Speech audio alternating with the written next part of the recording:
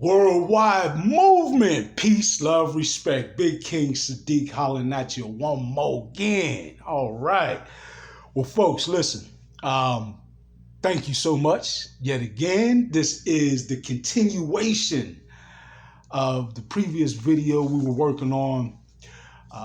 Very important video, Shanquella Robinson, frenemies, sacrifice, and possession. All right. Please continue to like, share, subscribe. Still just as important that we build and we achieve that synchronicity number of subscriptions, 444, and then we're going to exponentially jump to 4444. All right. So when I left off, we were talking about very important aspect of this. So we were talking about compromisation, right? And the different forms of vessel compromisation. And we talked about possession, right? Being a form of vessel compromisation and the different ways that that is accomplished.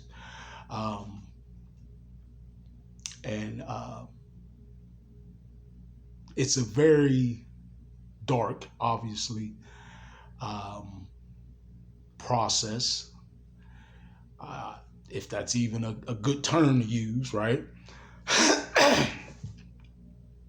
And I do want to kind of side note on that. Some of you may remember, and this is how this all kind of ties into another aspect of it. So let's think about this for a second. Let's sort of put it all together. Sadly, we have a beautiful young lady losing her life in a horrible way,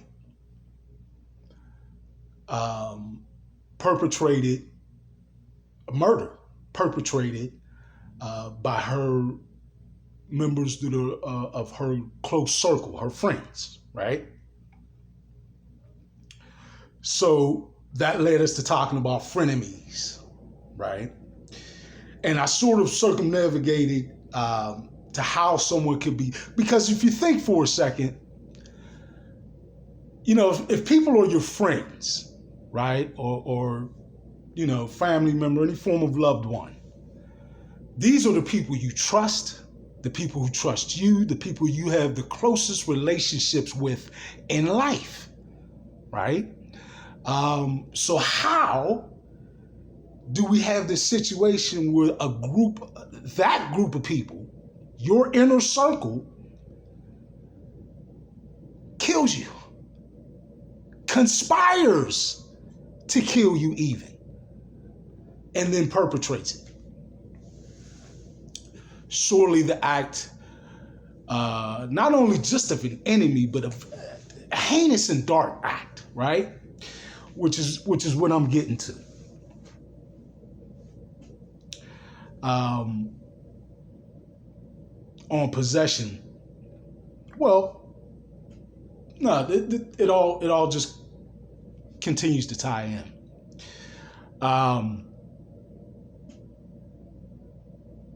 We got the possession to sort of understand, right? How could these people betray someone who trusts them and loves them and whom they trust and supposedly love as well? How can they go from, you know, you would expect your loved ones or those in your inner circle to be concerned about your safety and security, right? How can they go from that mind state to a mind state of wanting to actually bring you harm, to conspire as a group to bring you harm, and then to carry it out and actually murder you, right? So how can we have such an incredible swing, right? A stark contrast, a drastic change. How can we have this paradox in existence? How can these people be so cold? How can they be so evil, if we want to use those terms? Now, to me, evil is just a human term that we use to describe actions or behavior of a certain low vibrational frequency, right? Driven by low energy motives, right? Also the product of separation mentality. Because if you feel a connection with someone, right, you're not able to do that. You're not able to be so cold and calculating and conspiring to commit murder, violence, evil, right? It's a completely opposite or polarizing, right?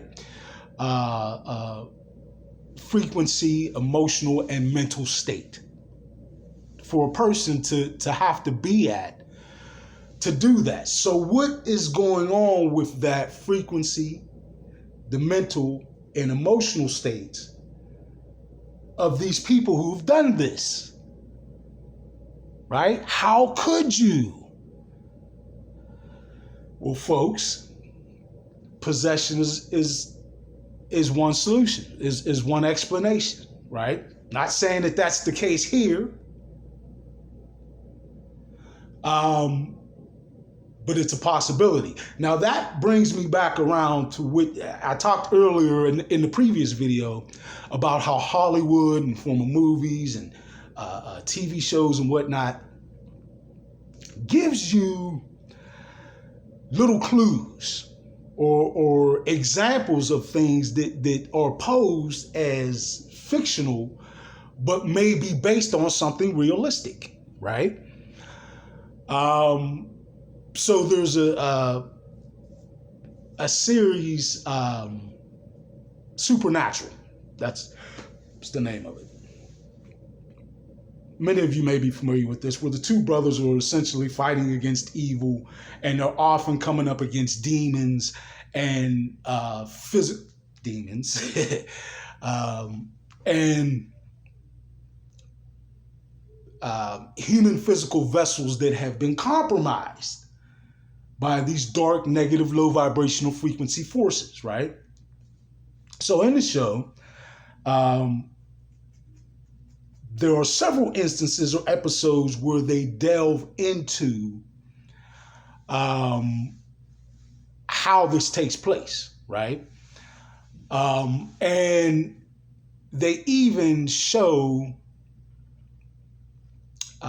how a person, I talked before about how a person has to be at a certain low vibrational frequency often for this to take place, right? And they get into that a little bit in the show. And some of the things that happen to a person before, I'll give you a perfect example. There's a guy in the show who ends up being possessed by quote unquote Satan, right? And as this happens, there's a sort of it's almost like a dark courtship, right?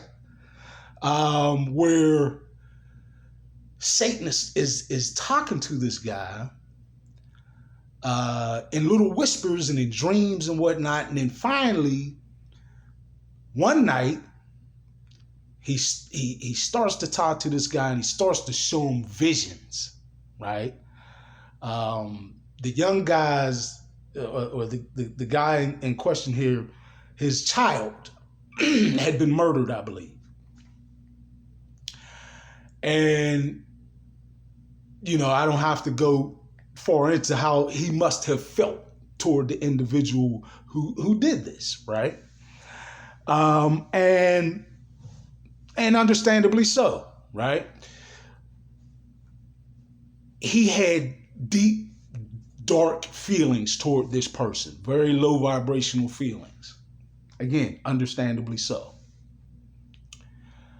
And so he showed him those visions, right? Or it showed him those visions to inspire that anger and that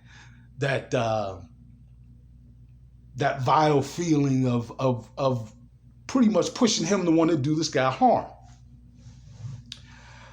Not to mention to bring him even lower, it showed him visions of a baby crib and gave him sounds of a baby crying, and it sounded to him like his child. So he got up, looked in the crib, and there's like the child was there, a bloody corpse of a child or something dark and ugly like that.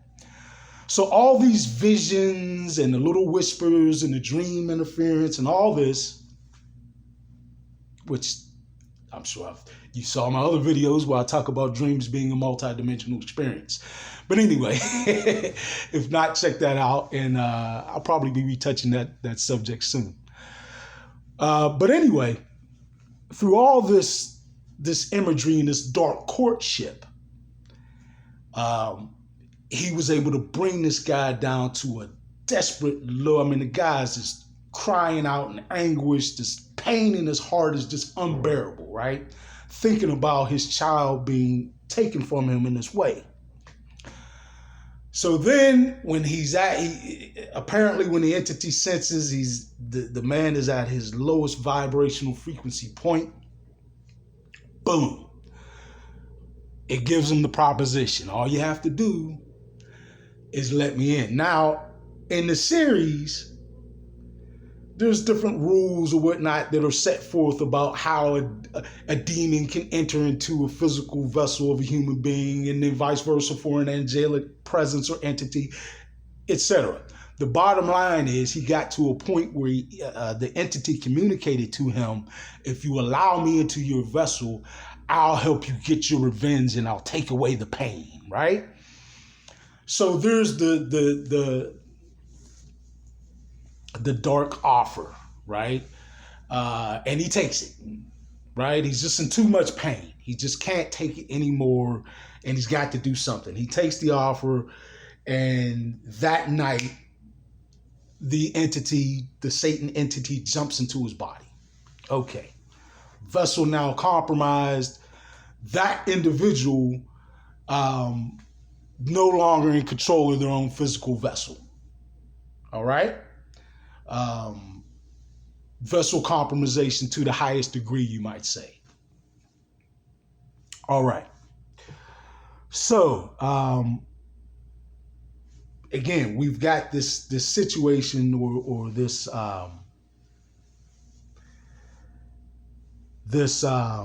set of circumstances where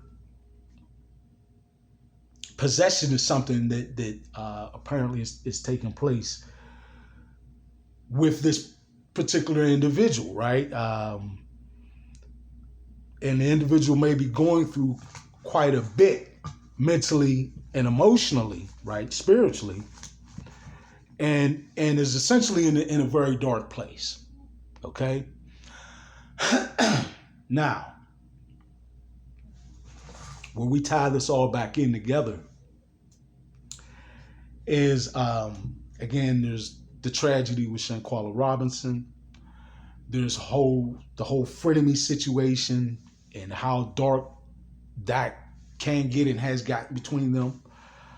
And other people in the world. A lot of people are dealing with a frenemy situation, right? And then I talked a little bit about how possession is a deep and dark part of that compromisation, right? But that ties into an understanding of how a person can go from being, a warm-hearted, compassionate person that has a deep-rooted good feelings toward this other person in question, and it turns into a situation where the frenemies, right, or the friend-like enemies, give like the proposition, right, the dark offer, and that results in possession. Now, to tie this in back a little bit more, we're trying to understand the motives, right? And how in the world someone could take such a dark and drastic shift. I talked a little bit about how on the series Supernatural, they showed that happen with Satan and this man. Well, in other parts of the series, they show, different aspects of demonology and whatnot. Now, what's interesting is in this particular situation,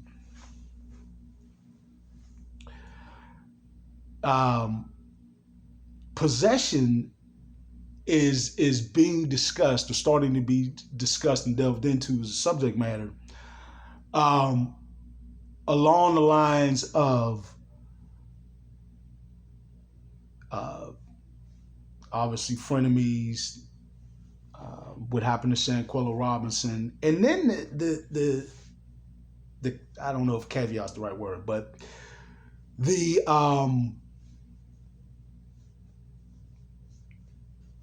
position, or let's look for a good way to state this. The frenemies had to have a motivation, right? And as we try to understand that, and we talked about what happened with the satanic possession, but also, of course, there's demonic possession. Demonic, right? We can get into that, a whole nother thing. It's just another way to describe, low vibrational frequency and often other dimensional entities, right? But for our purposes, we're more so trying to understand the shift in, in that individual to take such a drastic and dark turn, right? And it makes me think about another series, a series about three sisters, Charmed, right? And they actually happen to all three be witches. But I guess if you're going to identify them in that manner, you'll say good witches, right? Okay. In reality, or in this breakdown we're doing here,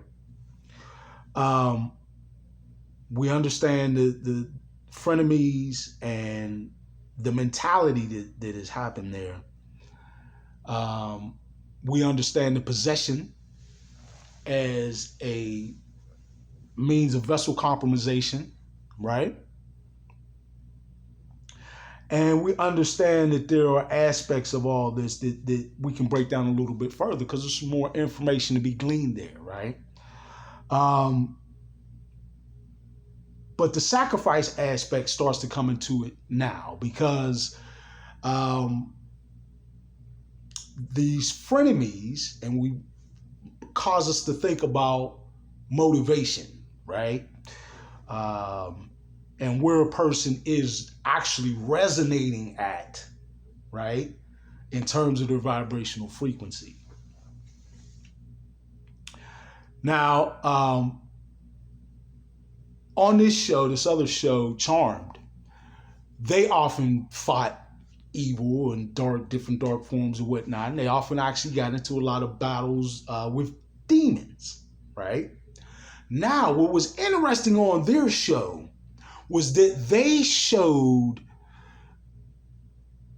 persons who had the desire as low vibing people to actually go lower into their lower selves in efforts to revive to wake up in them demonology, right? To try and tap into their darkest parts of them, so that they can actually shed their humanity, right? So that they can actually shed their humanity and become demons, right? Demons. So this is unfortunate, but all of this, folks, we need to understand just to give a quick rundown of all of this is things that we have created ourselves out of our subconscious, right? It has to do with manifestation. We, as the beings that we are constantly manifesting. Constantly. It's just a matter of whether or not we're doing so from our conscious or our subconscious, right? Most of the time, almost all of us are manifesting from our subconscious. Now, what's in our subconscious? That's where all our issues and our deep-rooted and often deeply hidden fears and insecurities reside, right? Where our issues are. So is it any surprise how these things play out as it is manifested in our reality?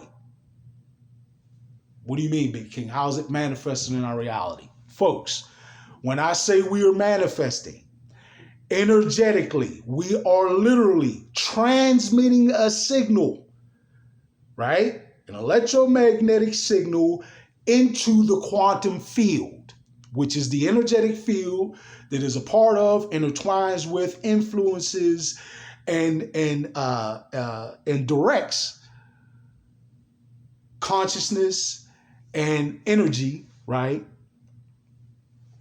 In this particular instance, that we're seeing energy directed, right?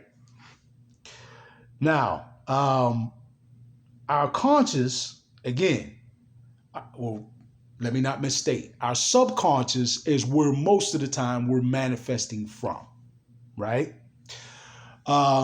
So in our subconscious, with all those issues and quote unquote evils, this is what literally drives us to be better. It is the driving force behind us seeking spiritual maturity, which is what this is all about, folks. Us incarnating on this planet as corporeal beings, right? And living a physical lifetime is about us gaining spiritual maturity, right? That's all these experiences that we live in our life, which life is just a big collage of experiences, if you think about it. All of it is meant to aid us in gaining our spirit and opportunity to mature by experiencing things, experiencing different vulnerabilities that we normally would not have in our spiritual form. Okay? All right. So back to motives and these people who are seeking to turn themselves into demons, right? Now, how could someone do that? By committing and conspiring to commit the darkest acts that they could come up with, right? It started to show this young guy in the One Charm series was just doing all sorts of evil, right? Any evil deed or act that he could think of or come up with, he was doing so without pause, right? Just committing as much low vibrational frequency behavioral acts as he possibly could in his dark effort and striving for demonology, right? For demonhood. Okay. But in reality, again, as much as that's what it looks like and what it plays out to be, in reality, it's just about energy and vibration still, right? This always is that. And it's about the fact that we are manifesting from our subconscious. Now, the beautiful way the system works, the divine system that our Creator has given us, is that all of these challenges that are presented to us from our subconscious, all these things that come from within us to challenge us, do just that. They challenge us and push us, right? Push us to mature and push us to higher and higher states. as we grow and mature and become better and better and more refined versions of ourselves until we are actually able to become our best self and begin to live our best lives. Now, this is true both individually and collectively as a species. So, individually and as a species, because we're manifesting from our subconscious, our issues are played out in our reality. Hence all the darkness that mankind has experienced on this planet, right? No matter what form or physical form or entity it may take, it's still what we have manifested from within us, right? So sum up into it all of those dark entities, beings, and things that I have previously spoken about, and realize that we have manifested that. But then don't stop there. Remember, realize, and understand that we're manifesting these things because they are in us already. These are already issues that we need to deal with and address within us in some way, shape, or form. Issues that have manifested into our lives, right? So, again, the same is true for the individual and for the collective on a whole, right? We can look through your individual life or your family's life, and you can find this to be true. You look within and through the history and the time that man has been on this planet, that we have been in existence, and you will see this is true, right? That we have manifested our reality, and that the darkness and the challenges of what we manifest from within us actually turns out to be what pushes us to be our best self. It really is a beautiful and ingenious system if you think about it. But certainly we would have that. We would have to say that because this is the system our Creator has given us to refine ourselves as spiritual beings that are maturing to a point of high consciousness. Right? So, as all of these challenges have been, and folks, this is, now when I say humanity on a whole and as a species, we are not the only version of humanity on this planet. There have been several versions of humanity on this planet. We're just the one, fortunately, we should feel very honored and fortunate that we're the version that gets to be here when we live through the Aquarian age and mature into our best selves, right? When we evolve into our best selves. We're the fortunate version of man that gets to do that. And we should be honored and excited about that, truly. But understand the process and what goes into it, folks. So all of that stuff I talked about, yes, it's real. But yes, we do and have manifested it into this world. It all was what was within us. Family members, friends turning on us. It's all what was within us. The ugliness of society on a whole, all what was within us. Our own dark, low vibrational frequency behaviors and motives, all what was within us that has manifested through the quantum field out and played out as our reality. Now, as such, it is when we reach a certain level of spiritual maturity, some of these things simply do not serve us anymore. Now that we've gotten to this point, and so many of us are waking up, folks, millions and millions more a day. And I am not exaggerating. Look into it and start to see, man, or just pay attention around you. You can notice the conversations people are having are different.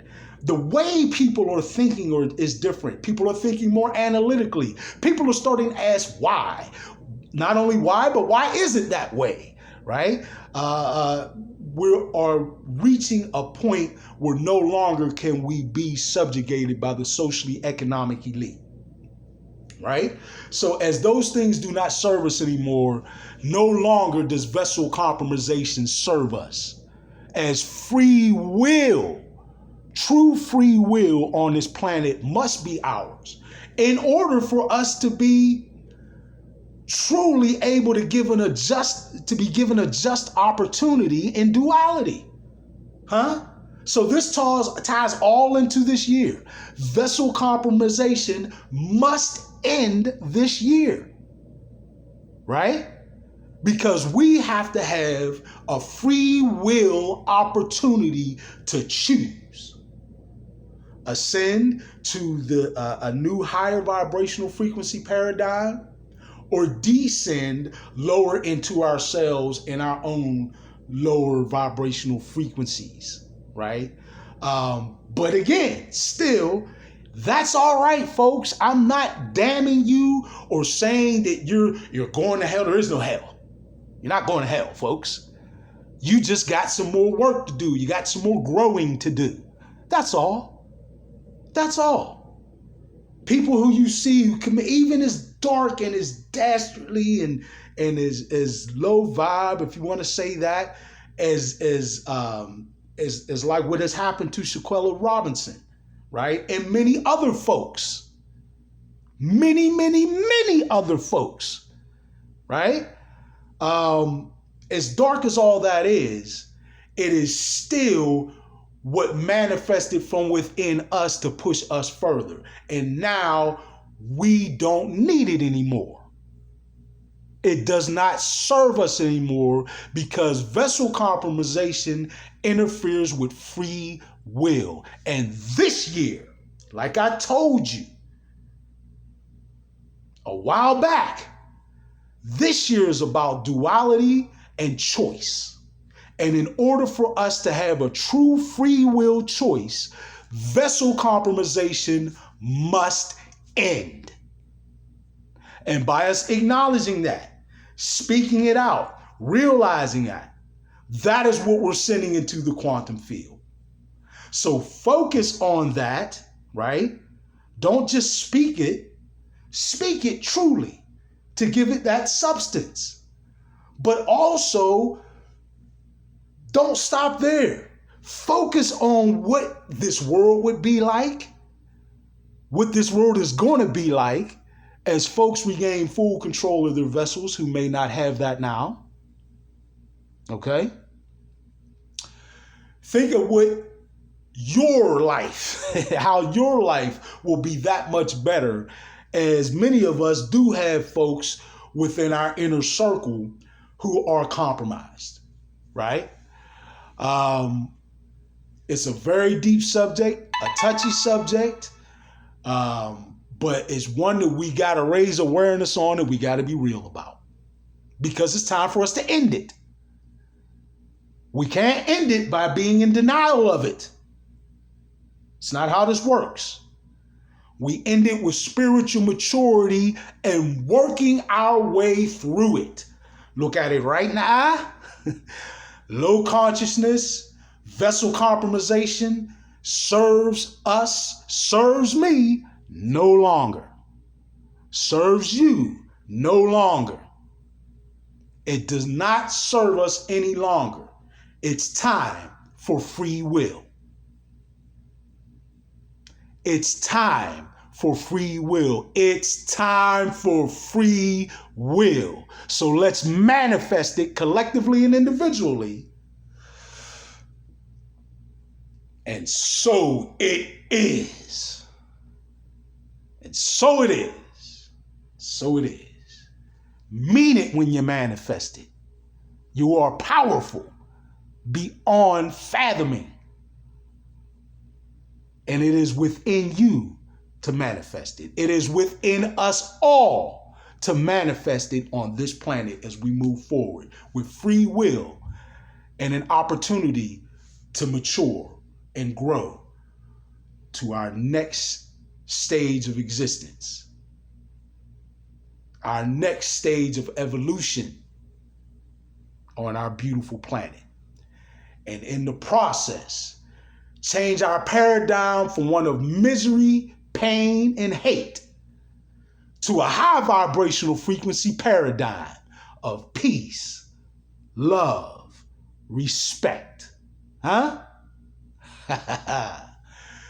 Man, I love you all. Thank you all. Please, please, please like, share, subscribe.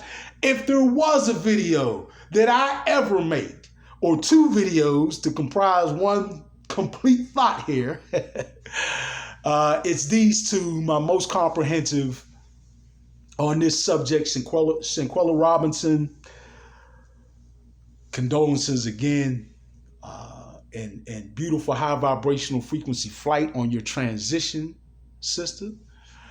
And again, on this subject matter, Shanquella Robinson, frenemies, sacrifice, and possession. It's time for us to move forward past it all. Again, we are done with the old paradigm of misery, pain, and hate. That's over. It's now time for us to adjust to and adapt our new high vibrational frequency paradigm of peace, love, respect. And so it is.